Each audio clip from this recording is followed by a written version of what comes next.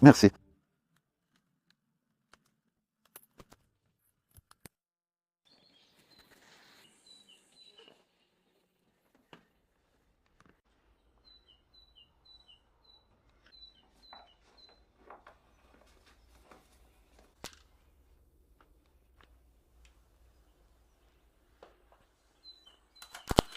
Merci.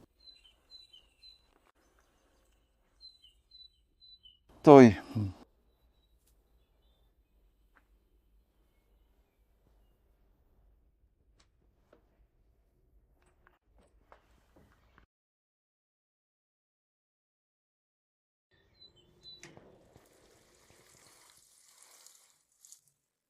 Nous sommes maintenant au milieu de mai. Nous avons un peu de chaleur et en plus de cela, ces plantes, les plants de melon que j'ai semés le 4 avril ont été sur cette couche chaude. Donc ça les a gardés au chaud, même maintenant. La couche chaude est en fait devenue plus fraîche, enfin, mais ça a vraiment fait une différence pour les melons. Et c'est une des plantes et vous pouvez voir la différence, en fait, pas beaucoup de différence. C'était il y a seulement 3 jours, surtout à cause de retard de tournage. Je les ai rempotés. C'est quelque chose que vous pouvez faire si votre terrain n'est pas tout à fait prêt pour une raison quelconque et que vous avez une plante qui est prête. Parce que cette plante, une plante comme celle-ci, vous pouvez voir par la mode de racine qu'elle est très bien enracinée à l'intérieur. C'est le signe, c'est l'un des signes qu'elle bénéficiera d'un peu plus de compost. Ses feuilles inférieures commencent juste à jaunir un peu. C'est le premier signe de manque de nourriture. Et donc ce que j'ai fait, c'est simplement de les mettre dans un pot plus grand. Donc vous voyez la différence de taille, ce n'est pas énorme, c'est 7 cm, c'est 9 cm. Et juste quand vous les mettez là, tout ce que je fais, c'est de les mettre près du bas. Et ce sont de nouvelles racines là, c'est il y a 3 jours que j'ai fait ça, et j'ai poussé du nouveau compost autour de la petite boule de racines à l'intérieur de ce pot, et ça l'a maintenu en vie jusqu'à ce qu'on ait besoin de le mettre, ce qui est aujourd'hui, comme par hasard. Donc nous allons planter légèrement le plus grand. Nous allons faire 2 types de melons, dont de la pastèque et de la courge éponge. Ceci est la pastèque. C'est une graine sûre à la maison, claire de lune précoce. Je vais le mettre ici. Je ne mettrai pas de ficelle sous celui-ci car le fruit lourd pourrait être difficile à supporter, mais les arbres se débrouillent bien en s'étalant simplement sur le sol. Vous pourriez faire pousser les autres melons sur le sol. Ils prennent cependant plus d'espace. Un avantage dans la serre que j'ai est cette brique. Les feuilles et les tiges peuvent s'étendre le long de la brique là où rien d'autre ne peut pousser. Je veux vraiment entasser des choses ici. Vous verrez de l'ail que nous avons planté en octobre dernier. Derrière moi, il y a des tomates et des zinnias autosemées. J'ai semé des carottes en février pour obtenir une récolte précoce. Bientôt, ils seront hors de portée. Et pour les tomates, nous avions de la salade d'hiver ici. C'est maintenant parti, les tomates. Ensuite, nous avons plus d'ail au milieu. J'ai une laitue qui va en graines. Il y a du céleri là-bas, donc il y a un peu de tout. Et la pastèque s'intégrera parfaitement. Je ne me préoccupe pas trop de la rotation. Il y avait un joli ver de terre. Waouh, en fait, c'est agréable de voir tous ces vers. Je n'aime pas déranger les vers, mais il y a une bonne vie dans ce sol. C'est agréable et humide. Nous avons mis du compost sur le dessus. Donc je ne prévois pas du tout de nourrir ces plantes. Elles vont simplement aller dans le sol, qui chaque année, une fois par an, en mai, reçoit une application sur le dessus, dans ce cas, de vieux fumier de cheval et un peu de compost fait maison ou de déchets verts achetés. Je vais l'enfoncer un peu plus profondément que la profondeur du pot, afin qu'elle disparaisse légèrement dans un trou. Et je veux que cela reste ainsi. Vous verrez cela avec tout ce que je plante. En poussant doucement autour du bord, sans trop remplir le trou, il est alors plus facile d'arroser. En raison de l'humidité du sol, ils ne nécessiteront pas beaucoup d'eau. Le pot a été pré-arrosé, juste une petite touche, juste pour l'aider à se stabiliser. C'est une pastèque, nous y reviendrons.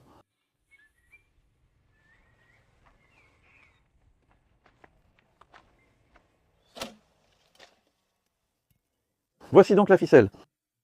Je vais planter un melon là-bas. Je vais vous montrer comment j'attache la ficelle.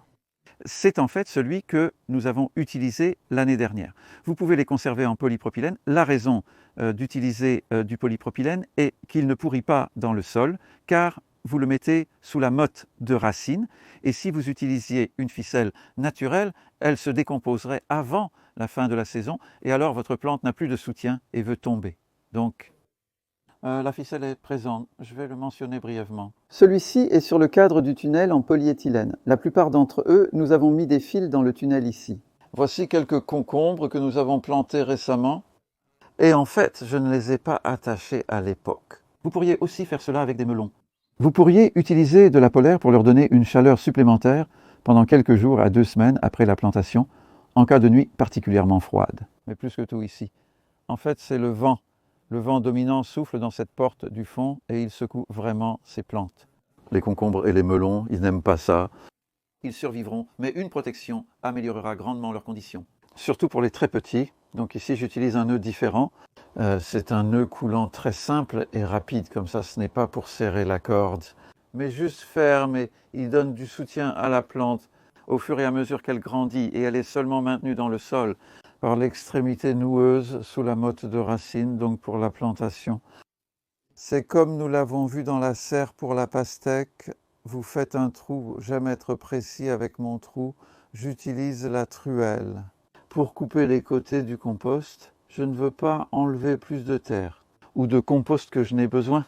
À vos yeux, cela ressemble probablement à du compost pur. C'est en fait le compost récent est d'environ 3 cm sur le dessus et c'est l'accumulation de 10 ans de compostage précédent. Il a une sorte de... Il fusionne maintenant avec le sol en dessous grâce à l'activité des organismes du sol. Donc il y a une belle surface riche en humus. Et les plantes l'adorent. Et je ne fais pas beaucoup de rotation ici, donc nous cultivons parfois des tomates après des tomates. Je pense que le non-labourage aide à cela. Maintenant, je mets l'extrémité nouée de la ficelle dans le trou, vers le bas comme ça. Et puis, ça fait une boucle un peu en bas, de sorte que la motte de la plante repose sur le dessus de la ficelle. Et puis la ficelle ne peut vraiment plus sortir maintenant, surtout une fois que les racines commencent à pousser. Parce que pour une chose, ce nœud devrait passer sous la motte et les melons, très concombres. Quoi que vous plantiez avec une ficelle, fait très rapidement de nouvelles racines autour de la ficelle et il aurait du mal à sortir. Selon mon expérience, cela se produit parfois lorsque nous commettons une erreur stupide. Où le nœud n'était pas très gros, mais c'est déjà assez fermement là-dedans. Et une dernière chose que vous pouvez faire, c'est simplement de le rendre un peu plus ferme, de peut-être la corde un peu. Encore une fois, comme je le dis, pas trop serré, mais juste pour qu'il soit prêt à avoir une tige autour. Et c'est le seul soutien que nous allons donner à ces melons. Juste un doux vent autour, comme ça, assez fréquemment en fait, parce que les melons poussent vite. Si ça reste chaud en un mois, cette plante pourrait être ici. Arroser juste après la plantation est idéal. Il peut falloir beaucoup ou rien du tout. Vous remarquez lors de la transplantation à quel point le sol est humide autour. C'était assez humide. Et vous remarquez aussi le niveau d'humidité dans votre pot, qui peut ne pas être complètement humide, ce qui est en fait bien. Les melons et les concombres n'arrosent pas trop la plante. Il pourrait donc être assez sec au moment de la plantation. C'est maintenant le moment de donner plus, et j'ai une belle rose sur la canette, mais je pourrais en fait pour cela l'enlever. Il serait aussi bien de le faire là où vous êtes, car l'essentiel est d'arroser simplement autour de la motte de racine. Il n'est pas nécessaire à ce stade d'arroser tout, et juste donner un peu d'eau à pas trop vite, mais même à ce rythme c'est correct. Ça peut aussi aller sur les feuilles. Cela aide la motte de racine à entrer en contact avec la terre et le compost autour des racines. Nous voici maintenant au milieu de juin, presque. Il ne s'est écoulé que 16 jours depuis que ces deux plantes ont été mises en terre. Quand il fait chaud, les températures extérieures pendant la journée sont généralement autour de 20 degrés Celsius, souvent plus fraîches. Aujourd'hui, il fait environ 26-27 degrés Celsius ici en ce moment, soit 80 degrés Fahrenheit. C'est bien pour les melons. Mais ils poussent, surtout avec un sol non labouré, je pense qu'ils poussent plus vite. Et c'est le côté chaud de mon tunnel en polyéthylène. Donc, j'ai été en train de tordre le haut. C'est la chose principale, pratiquement tous les 2 jours, parce qu'ils grandissent probablement à peu près autant chaque jour. Et puis, j'ai fait une erreur ici. Je peux vous montrer ce qui se passe quand ça ne va pas. Je tordais celui-ci et je venais juste de finir d'arroser, en fait. Et c'était mouillé. Et je pense que c'était une partie du facteur. Cela l'a rendu en quelque sorte plus lourd. Cela a craqué, c'est aussi très tendre. J'ai perdu le haut de ma plante. Que faire maintenant? Je vois si je peux persuader cette pousse latérale de devenir un leader principal. C'est sur les pousses latérales que vous obtenez le melon. Et donc c'est un melon là sur cette pousse latérale. Et je pense que si j'enlève ce melon, alors je vais encourager cette pousse latérale à grandir autour de la ficelle alors qu'elle se développe. Donc toutes les pousses latérales ont des melons. Et j'ai déjà commencé à en laisser un. Ils ont pas mal de croissance sous leur ceinture, pour ainsi dire. Et ensuite, je les laisse commencer à se transformer en melons et aussi à mûrir. Ce sont des fleurs mâles ici. C'est exact, contrairement aux concombres. Les fleurs mâles ne rendent pas les fruits amers et ils sont bons pour la pollinisation. Et donc, c'est Europe, Moyen-Orient et Afrique, le F, le melon hybride à gros fruits. Voici le melon à petits fruits avec des feuilles assez différentes. Et aussi, la longueur de l'entrenœud entre les feuilles est plus courte. Donc, ce melon ne pousse pas si haut. C'est juste une question de le garder tordu autour. Et nous reviendrons ici dans 3-4 semaines et serons probablement émerveillés. J'espère que nous serons émerveillés, ils seront là-haut. Nous sommes à la mi-juillet, 5 semaines se sont écoulées. Il fait 37 degrés centigrades ici aujourd'hui, soit près de 100 degrés Fahrenheit. Eh bien, je le ressens un peu, mais ces melons l'adorent. Ils peuvent être aussi chauds que vous le souhaitez, presque dans ce climat de toute façon. Ce que je suis. En ce moment, mon travail principal consiste simplement à pincer la nouvelle croissance des plantes. Très bien illustré ici. Sur une pousse latérale, nous avons un beau melon. De plus, tenter d'obtenir davantage de melons sur une même branche est souvent voué à l'échec. Et c'est essentiellement un melon qui avorte. Il est petit et se ratatine. Tout cela peut être enlevé. J'ai laissé un peu de ça juste pour la vidéo. En fait, j'aurais été un peu plus dessus avant, mais ça aide à montrer cela. Étape. Tout ce que vous faites, vous savez, à ce stade, avec des melons verticaux, c'est surveiller ces pousses latérales. Encore, comme ça. Voyez le beau melon derrière là et enlevez-les. Donc c'est juste tailler, tailler, tailler tous les 2 jours. Arrosage régulier. Même avec cette chaleur, nous n'arrosions pas quotidiennement. Tous les 2 jours, j'ai arrosé ici hier soir. Le prochain arrosage sera demain mardi. Ici illustre également le fruit avorté.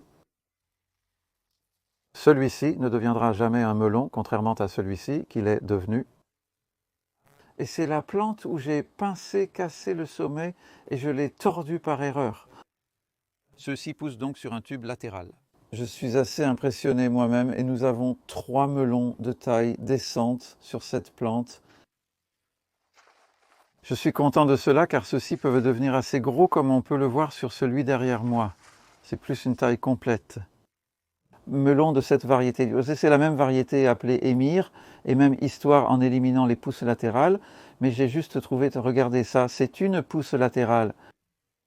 Et je ne vois pas de melon dessus, alors je n'ai même pas besoin de mon couteau. Je vais enlever tout ça. Et la dernière question qui reste est... D'accord, nous continuons à élaguer. La prochaine étape est la maturation. Comment savez-vous quand ces melons sont mûrs? On me demande souvent pourquoi leur apparence ne change pas beaucoup. Et c'est une bonne question. Ce sera l'arôme. Et je ne peux pas transmettre cela sur film. Mais nous viserons à être de retour ici dans environ 1 mois et nous chercherons à attraper un melon mûr. Cela change un peu visuellement et cela vous donnera une idée de ce qu'il faut chercher. Et une dernière chose est que nous ferons aussi une petite démonstration ici. Vous pourriez cultiver ceci au sol. Cela demande moins de travail, mais le rendement en melon sera probablement inférieur. Voyons ce qui se passera dans 1 mois environ. C'est le milieu du mois d'août, une merveilleuse période de l'année ici. Et nous avons eu un été inhabituellement chaud, enfin des températures chaudes, souvent plus de 25 degrés Celsius, haut dans les 70, voire dans les 80 Fahrenheit, beaucoup de soleil, un temps parfait pour les melons. Vous verrez des résultats superbes. L'arôme ici est en fait remarquable. Alors, allons voir les 2 melons que je vous montrais au début de l'été, même depuis la plantation ici en mai. Ils ne sont ici que depuis 3 mois et vous pouvez voir qu'il y a pas mal de fruits ici, mais ce ne sont pas les meilleurs en réalité. Nous verrons de meilleurs exemples bientôt, leur variation est intéressante. C'est le Minnesota Midget qui se porte bien. Mais celui-ci, vous vous souvenez du snap quand je tournais autour de la corde? Alors j'ai fait pousser une pousse latérale sur la plante et ça n'a pas très bien fonctionné. Et c'est en fait vraiment intéressant parce que ces melons viennent de mûrir, mais ils ont mûri sans beaucoup de feuilles vertes. Il y en a un petit peu là. Et quand cela arrive, vous pouvez voir qu'ils ont l'air mûrs et vous obtenez cette fissuration autour du cou. C'est tous de bons signes de maturité. J'en ai mangé un hier. Ça sentait bien en fait, ça sentait bon, mais ce n'était pas aussi délicieux. On verra, nous allons faire une petite dégustation à la fin. Voici maintenant une autre chose intéressante qui vient de se passer. Celui-ci est tombé depuis ce matin seulement. Je l'ai trouvé par terre. Donc il est tombé de la plante au-dessus et je n'avais pas remarqué en fait qu'il était mûr, mais vous pouvez voir la même chose. Le changement de couleur, si nous le comparons à celui-ci, c'est un joli troglodyte vert. Et oui, il était mûr et je l'ai manqué en fait. Savez-vous ce que je me demande même? Je me demandais si ça venait de cette plante, mais c'était là. Je suis juste intrigué parce que la différence de couleur est si forte. Les melons, c'est incroyable, mais on verra quand on l'ouvrira. Donc ceux-ci, vous pouvez voir que beaucoup ne sont toujours pas mûrs, mais je pense qu'ils ne seront pas longtemps. Vous pouvez voir un peu de mildiou sur les feuilles et nous allons faire une comparaison fascinante dans une seconde avec différentes variétés et combien de mildiou elles produisent. Mais quand vous commencez à avoir autant de mildiou, c'est un peu inquiétant parce que, éventuellement, le mildiou va enlever le vert et les empêcher de photosynthétiser, donc le fruit ne sera pas trop sucré. Mais je pense que ceux-ci vont juste y arriver. Il y en a en fait 1, 2, 3, 4, 5, 6, 7, 8. Et j'en ai déjà eu un, donc ça fait 9 melons sur cette seule plante. Vraiment, vraiment un bon rapport qualité-prix. Et il n'y a pas grand-chose que vous pouvez faire contre le mildiou, à mon avis. Je sais que les gens parlent de pulvériser du lait et des choses comme ça, mais d'autres disent non, cela n'a pas fonctionné pour eux, c'est plus à propos. Eh bien, je pense que c'est plus à propos de la variété et simplement des conditions qui se trouvent être là. Le mildiou apparaît généralement sur les vieilles feuilles, ce qui n'est pas problématique car la majeure partie de la croissance est déjà terminée. Et je coupe un peu de mildiou, mais regardez cette plante ici. Variété la plus au nord. Tellement de mildiou que même les feuilles deviennent jaunes à cause de cela. Eh bien, c'est en partie à cause de la vieillesse aussi, mais c'est en partie à cause du mildiou. Ce n'est pas bon. Cette plante manque de feuilles vertes et plusieurs melons ne sont pas encore mûrs. Il y en a un ici qui a mûri, donc je vais le récolter. Vous pourriez récolter ces melons simplement en les cassant parce qu'ils se détachent assez facilement comme celui qui est tombé. Mais si vous le coupez comme ça le garde intact et ça n'endommage pas le melon réel. Il se conservera plus longtemps si vous voulez, si vous n'allez pas le manger immédiatement. Alors c'est le plus au nord et regardez celui-ci juste à côté. Même condition de croissance, presque pas de mildiou. C'est le nain du Minnesota que j'aime tant. Il vient en fait de la graine de séjour à domicile, vraiment content de lui et j'ai un jetaille un peu en coupant des tiges bizarres. Mais plus que ça, n'importe quoi. Ouais, j'aurais dû en laisser un ou deux. Fréquemment, et cette feuille moisie, mais observez, c'est très vert. La petite feuille qui pousse sur la branche de melon. Quand cela se produit fréquemment, vous êtes en difficulté. C'est tout le melon. Regardez, celui-ci semble assez mûr. Il commence juste à jaunir par là. Mais il ne dégage pas d'arôme. Ce sont donc vos deux tests. L'un devient aussi un peu jaune et celui-ci. Mais ici, je crois que nous en avons un. Eh bien, je ne sais pas. Sentons un peu. C'est le plus mûr de tous. Non, ça commence à venir, mais ce n'est pas encore là. 2, 3 jours peut-être. Alors c'est la partie amusante, tu sais, attendre qu'il soit prêt et ensuite récolter ton butin.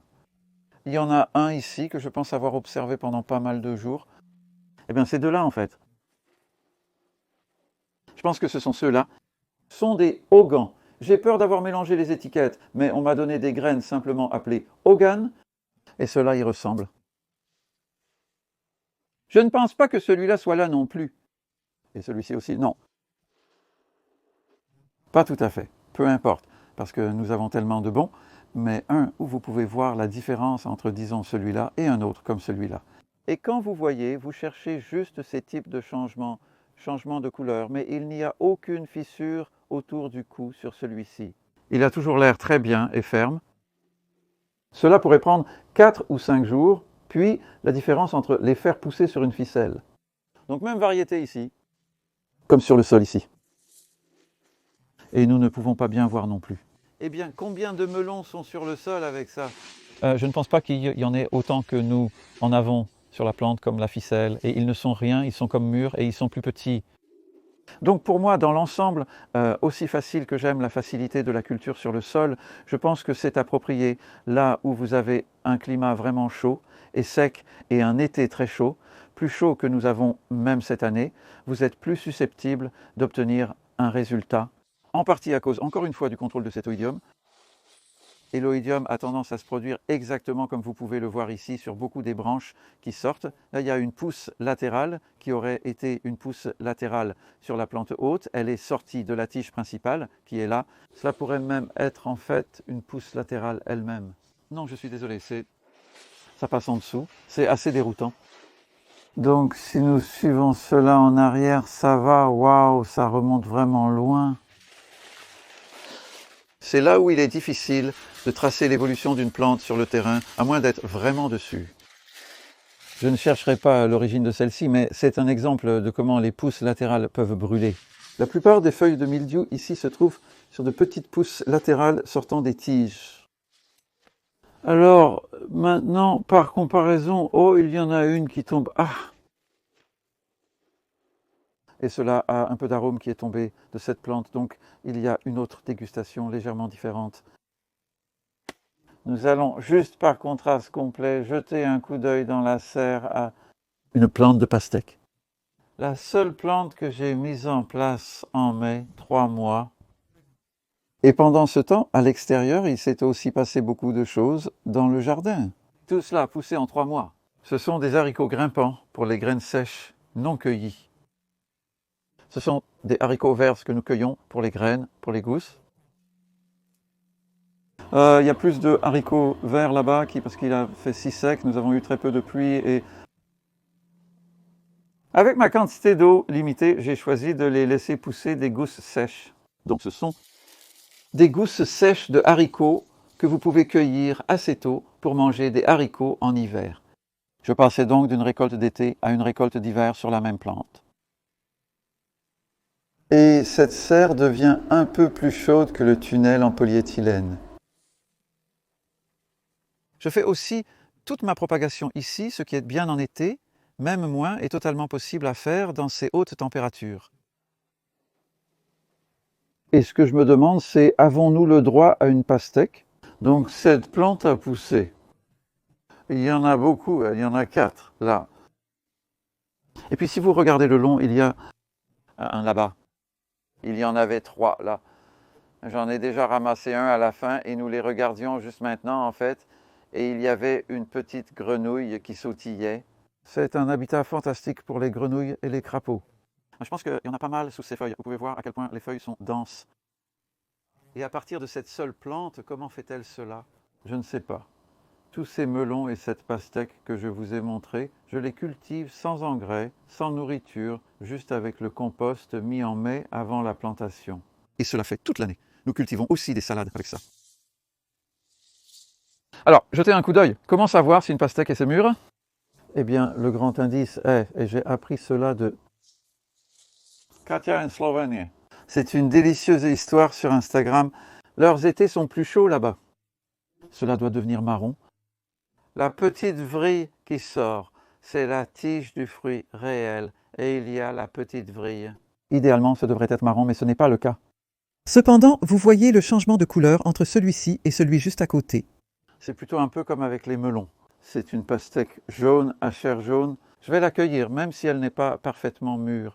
Cela peut sembler un gaspillage, mais on s'en rapproche car un autre test est le frappement. Et si vous comparez cela à celui-ci, juste un peu plus dense. Bon, celui-ci est juste un peu plus creux. Donc nous allons voir une pastèque pas brillante que beaucoup de gens n'ont jamais vue auparavant. Le moment de vérité. Voilà. Et en fait, couper cela un peu tôt aidera la plante à trouver de l'énergie pour développer ses autres. Parce que nous sommes à la mi-août, nous allons manquer de chaleur, et bien principalement de chaleur assez tôt dans notre climat. Et obtenir une pastèque en septembre ou la mûrir en septembre, ce n'est pas si facile. Donc le melon le plus au nord, celui dont les feuilles commencent à avoir un peu de mildiou. Et nous allons voir qu'il semble très mûr. On ne peut pas demander un melon plus mûr que ça. Et sa chair est assez jaune. Je ne suis pas sûr si c'est un vrai charentais qui serait plus orange. C'est le même melon quand il n'est pas tout à fait mûr et quand il est très mûr. Alors, donc, lorsque vous cueillez des melons, j'ai cueilli celui-ci il y a environ 4 jours et je l'ai conservé depuis. Vous pouvez voir comment il change une fois que vous les cueillez, toujours bon. Mais si vous les coupez trop longtemps, ils vont devenir assez doux, plus sucrés, peut-être perdre un peu d'acidité. En fait, c'est plus agréable. C'est plus agréable que ce que je pensais que ce serait. C'est plutôt bon, mais ça n'a pas de profondeur de saveur, donc c'est assez doux. Pastèque, moment de vérité. Oh, je suis un peu nerveux ici. Ça a un son charmant. Ça craque un peu quand je le coupe.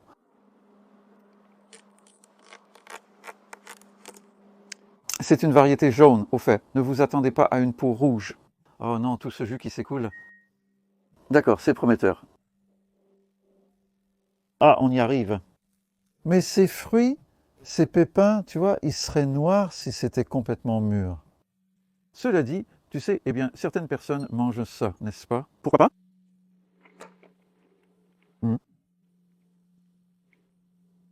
Ce n'est pas mal. C'est tout à fait comestible à ce stade. Rafraîchissant, légèrement sucré. Pas complètement aromatisé, mais en réalité pas loin. Je commence à me demander si je me souviens bien de ça.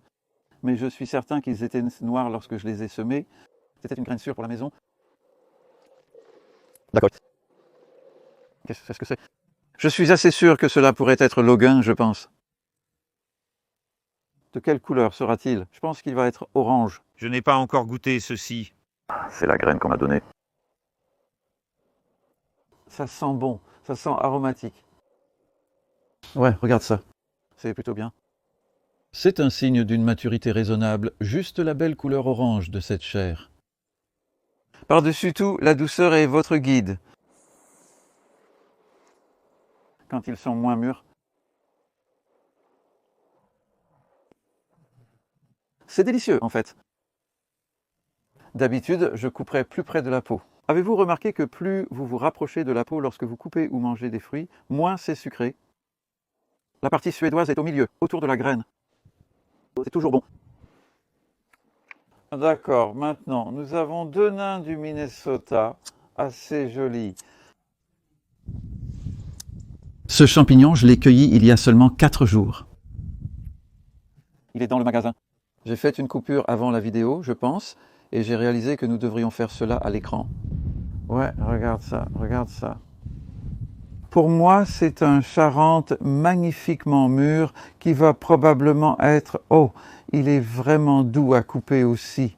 C'est un autre signe, une chair tendre. Oh. J'aimerais pouvoir partager cela avec toi. Vraiment, là, ce n'est pas seulement de la douceur, mais tellement de saveur là-dedans. C'est l'un des meilleurs que j'ai eu cet été, en fait. Minnesota Midget. D'accord, Emea. Emea F1 ces derniers temps, quand nous les avons mangés, tout le monde s'est régalé. Et en fait, y compris Alessandro qui filme, je lui ai donné une plante en mai et il a obtenu de très bons résultats dans son petit jardin à Londres. Cette vidéo est réalisée par Spicy Moustache. Visitez son joli jardin urbain. Ce n'est pas si impressionnant. Et attendez, je ne dois pas le préjuger. Le goût dira. Le goût est vraiment le facteur décisif. Ce n'est pas aussi bon. Mais c'est d'une plante où les feuilles ont commencé à moisir. Cela illustre exactement ce point. Alors que celle-ci provient d'une plante où les feuilles étaient encore presque toutes vertes et à peine de moisissure du tout. Le nain du Minnesota a excellé dans ce petit test de goût. C'est une variété que je recommande chaleureusement. Et je vous laisse avec ça. Je mange des melons. J'espère que vous avez apprécié de voir l'évolution de ces plantes pendant l'été et de tenter l'expérience, mais si votre climat est froid, je ne le tenterai pas. Je veux dire, celui qui est le plus au nord a en fait été élevé au Canada pour pousser à l'extérieur au Danemark. Pour vous donner une idée, les étés au Danemark sont plus froids qu'ici. Je n'essaie pas de cultiver des melons en extérieur ici. Avec une chance incroyable, vous pourriez réussir, mais 4 fois sur 5, vous travaillerez beaucoup pour rien. Alors donnez-leur autant de chaleur que vous le pouvez et espérez un bon été si vous êtes dans une région tempérée et vous pouvez vivre cette joie et le plaisir et l'excitation de les voir grandir et mûrir.